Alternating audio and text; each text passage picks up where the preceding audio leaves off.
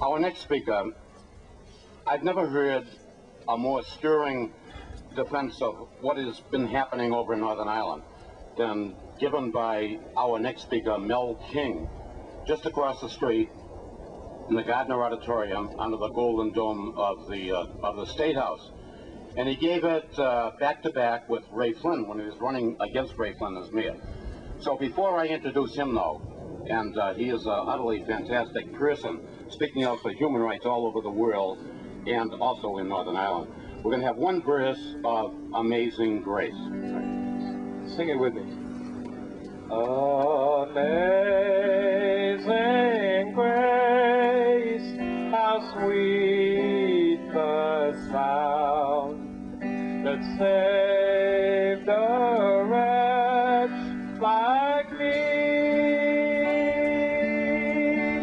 I once was lost, but now I'm found.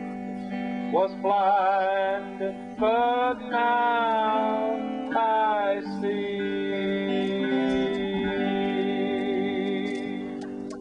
And here he is, our friend and our brother, Mel King.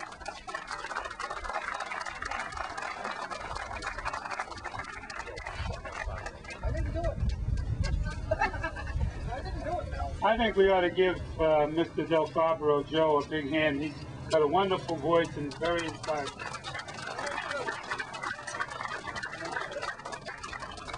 What can I say?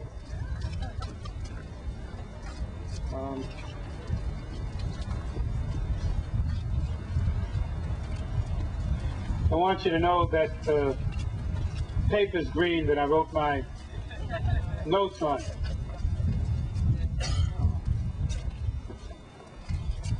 I have been to Northern Ireland, and I have seen the marks of oppression. I have been in the courts, and I know how unjust that system is in its treatment of people. But then what would one expect? Because one of the things that I have come to learn and understand, and I witnessed it just recently in the West Bank and in Gaza, and that is, the issue is what happens when one becomes a conqueror and when one becomes an occupier of other people's lands. What we learn is that it is a very dehumanizing process, that both are dehumanized, and that as you witness the kind of treatment, the injustice, and the levels of oppression, you understand very clearly why some people believe that the answer is to take up arms.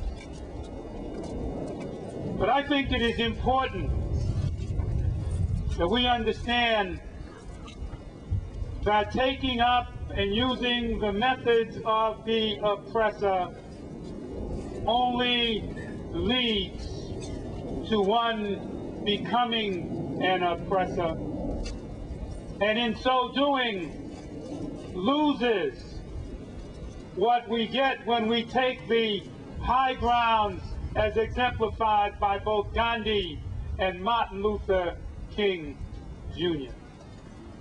And it seems to me that we have that capacity within each and every one of us to move in that direction. It was mentioned about John Boyle O'Reilly, and I think it is important because there aren't many people, whether they be Irish or Italian, whether they be black, Latino, who understand very clearly the kind of legacy that a John Boyle O'Reilly leaves, because he was one who stood up and fought against all kinds of oppression. Not oppression for one group, but against oppression of all people, and believed very much in the importance of a nonviolent approach to this. Now, I am here because I understand very clearly that when one person is oppressed, then it leads to the oppression of all people. That when one person is not free to live and grow in dignity, then it means that no person can be assured that they can live free and to grow in dignity, to be their creative and natural self.